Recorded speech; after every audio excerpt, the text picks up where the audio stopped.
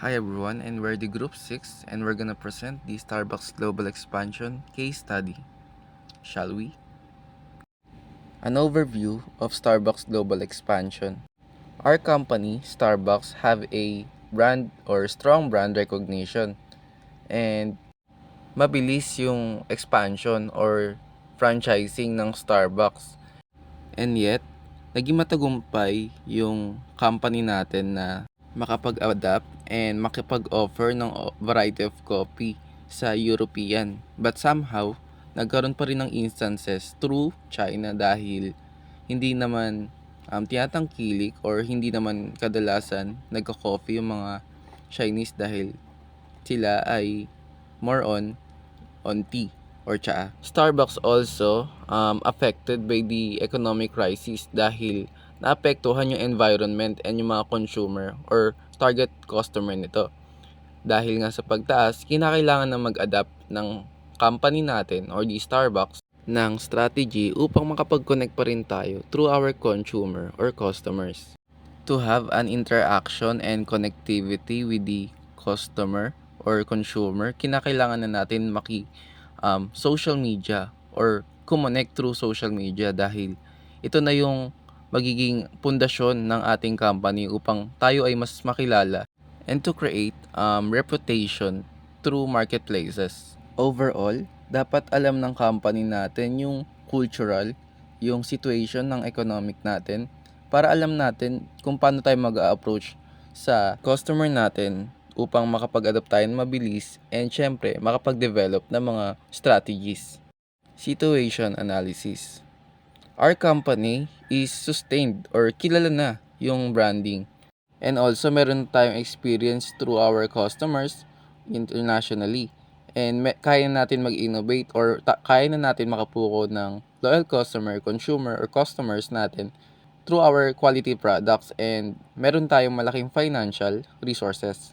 Even na meron tayong opportunity through promotion and to advertise social media, meron pa rin tayong mga challenges sa company natin na kinakaharap. Like, pagtaas ng bilihin, yan. And also, pagbago ng preference ng mga customer natin, target audience natin.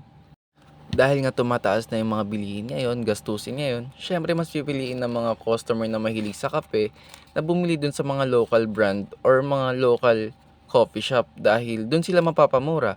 And dahil mabilis yung expansion ng Starbucks, kinakailangan ng brand consistency and manage yung mga gastusin through resources, yung mga sa products natin, and kung mag-profit pa tayo dun sa lugar na yun or navigate natin kung ano yung gusto ng environment natin or yung kultura ng nasa lugar ng pinag-franchisean natin.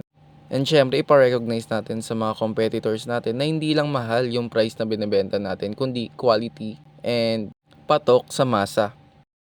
Starbucks Global Expansion. SWOT Analysis. For the strength, ito ay merong strong brand recognition na kung saan madaling ma-recognize yung company dahil malawak yung pagkakilala nito. And next is the product differentiation. Ito naman yung mga product na kung saan hindi kayang gayahin ng iba. Next is the global expansion strategy na kung saan ang bilis ng growth ng Starbucks dahil meron tong maraming resources ng funds and also innovation and adaptability na kung saan kapag like nasa European nakakapag-adapt agad ng mga selected or mga menu through its own product. Next is strong financial resources. Like, yun nga, ang bilis ng pag-expand or ng growth ng Starbucks. Kaya, ang laki ng impact nito through company. Next is the weakness of the Starbucks na kung saan ang mahal ng presyo ng mga menu nito na hindi ito pangmasa and merong mga tao hindi afford yung ganyong price na umabot ng $299 ganun. Next is the overexpansion na kung saan na-overwhelm yung mga customer or consumer and the loyal customer ng Starbucks na kung saan hindi nila alam kung saan ba yung exact or saan ba mas magandang bumili, ganun. Next is competition na kung saan merong mga local brand or local coffee shop na nakakasabay dito sa Starbucks na kaya ng mga to na abutin yung expectation ng mga customer or consumer, yung quality and the price. Next is the cultural sensitivity and dependence on coffee, na Starbucks is nagstay in na sa purong kape na hindi na inaalam yung kakayanan na or mga. Next is the cultural sensitivity and dependence on coffee. Katulad nga sa China na mas tinatangkilik ng mga Chinese yung tea. But the franchising of the Starbucks stay pa rin sa kape, na kung saan hindi naman gusto or hindi naman preference ng mga Chinese yung kape or yung coffee. Opportunity naman dahil ngayon nagtitrend naman yung coffee. And next is the expansion into new products categories, na kaya natin mag-innovate ng mga products na gusto ng customer or consumer, na maabot yung expectation or yung mga gusto nilang product or services. Next is the digital innovation. Ito naman yung kaya natin mag-advertise, mag-promote through social media dahil meron naman tayong strong brand recognition. Next is sustainability focus. Ito naman yung pag naabot na natin yung sustainability focus, ito naman yung pag-manage ng maayos sa operation, sa product, sa execution, and etc. Next is the partnership and collaboration. Ito naman yung pag-collab natin through other company, other social media influencers, ganun, na kung saan mas makilala pa yung brand natin. Lastly is the threat. Ito yung economic downturn, na kung saan pagtaas ng presyo ng bilihin na maapektuhan yung mga consumer natin, customers, the product, and transportation, at marami pang iba. Next, ito yung mga competitors natin na mga locals like the Pad 41, Big Brew, Dunkin, at marami pang iba, na kung saan naapektuhan yung sales natin dahil mas tinatangkilik ito dahil mura and kayang sumabay sa quality ng Starbucks. Next is changing consumer preference. Ito isa sa mahirap alamin dahil kung ano yung trend or kung ano yung feud ay yung tinatangkilik or gusto ng mga customer natin or target consumer natin. Next is the political and regulatory risk. And lastly, the supply chain disruption, na nagkukulang or merong problema sa ating pinagkukuha ng resources for our products. For the next slide is the customer analysis, distribution of age and gender. Na here, we select respondents through male and female. Na for female, we have a 57.1%.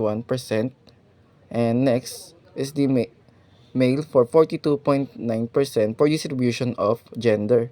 And nag-range yung age nila through 19 to 24 years old, na they have a preference through coffee shop, na maaaring makatulong for this kind of case study. Next is the distribution of most preferred coffee shop. Ito yung mga coffee shop na locally nakikita natin. For the percentage of Starbucks, Big Brew, Dunkin, na merong 28.6% na nakakasabay itong mga to sa Starbucks through preference of the selected respondents. And next, the Pad 41 with a number of 14.3% na na-select ng respondents natin. For the next slide is the competitive analysis, na nakalagay dito yung mga competitors ng Starbucks, the Big Brew, Pad 41, and the Dunkin.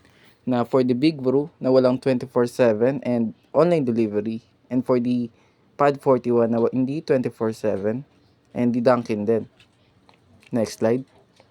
Here shows the selected Starbucks menu na may nilalaman na coffee, espresso, frappuccino, refreshment, and Tivana tea. And makikita nyo rin yung price. And lastly, the Starbucks bakery and the cake slice menu, na makikita nyo rin yung price dito. For the next slide is statement of the problem. How can we solve the decrease in sales of the company? So, by promotion and advertising our products and services. Sa pamamagitan nito, maaari tayong makakuha ng sales, maaaring makakuha natin yung consumer, and mapukaw natin yung atensyon ng mga customers natin. And next, how our company adapt the current social condition. We can adapt the current social condition by examining the situation of the environment. Alamin natin kung ano bang meron sa ekonomiko natin, ano bang meron sa mga consumer natin, ano bang gusto nila, ano bang kultura na meron sila, para makuha natin yung atensyon or yung preference nila. Next slide is the statement of objective. Here naman ng Starbucks is wanted na magkaroon ng strategy to sustain yung economic downturn upang magpatuloy ito in the long run and also mag-adapt ng mga gusto ng mga customer or consumer nito, na alamin natin yung preference ng mga loyal customers, na magkaroon tayo ng market research. Furthermore, ang objective ng Starbucks is to magkaroon ng strategy upang ma-maintain palalo yung kanilang image and also yung sales. For the next slide is the alternative course of action. First is the value-oriented offerings, na kung saan magkaroon tayo ng pag-expand ng value menu natin, mag-promote tayo ng mga value bundles and mga products, syempre, like for example, magkaroon tayo ng mix and match, tapos meron tayong combo coffee and snacks, ganon, na makakapukaw pa rin or magugustuhan ng mga loyal customers natin or consumers natin. Next is the focus on convenience and accessibility, na kung saan magkaroon tayo ng online ordering or sa device na lang, na pag may app ka ng Starbucks, meron kang easily, nai-scan na lang. And also, drive-thru. Palawakin ito na for customers na hindi na afford pumasok pa sa branch ng Starbucks dahil sa sobrang busy, ganon, na mga professionals, sample like that. And yeah, that's all. Next is strengthen customer loyalty. Here naman is magkaroon ng loyalty card, ng mga personal offers, ganun, na kung saan mas maengganyo yung mga customer or mga loyal customer natin na bumili pa lalo dahil merong mga deals na ganito, na magkakaroon sila ng benefit through company and through the consumers. Next is the cost optimization and efficiency. Here naman is the internal ng company, na kung saan kung ano lang yung mga tauhan, mga operation, products, na magkaroon tayo ng negotiation para mabawasan yung price ng resources or yung sourcing natin or pinagkukunan natin ng product natin for our company. And lastly, the brand reinvention and repositioning, na kung saan dito naman is alamin natin kung kaya ba talaga natin nababaan yung presyo ng price ng menu natin. Kung hindi, is paalam natin sa mga tao na quality yung product natin, na hindi basta-basta ganito yung presyo nito dahil quality, masarap, and kakaiba, na hindi magagaya ng iba or hindi mabibili sa ibang coffee shops. Sa pamamagitan ng alternative course of action na ito is ang Starbucks is can mitigate the negative impact of the economic downturn and maintain the customer loyalty and position themselves for the long run of the success of the company ng Starbucks. For the conclusion of this Starbucks case or Starbucks global expansion, importante na i-adapt natin yung current situation ng economic natin, and kung tumataas ba yung presyo, magkaroon tayo ng adjustment or development sa product natin or services natin. And next is market awareness, na alamin natin yung trends na product, alamin natin yung mga gusto ng mga customer or loyal customers natin, consumers, na kung ano ba yung preference nila through coffee, tea, or etc. And lastly, magkaroon tayo ng strategic decision making para magkaroon tayo ng innovation, magkaroon tayo ng idea na malaman yung landscape ng isang business or yung situation through internationally or locally. And that's all. Thank you for listening.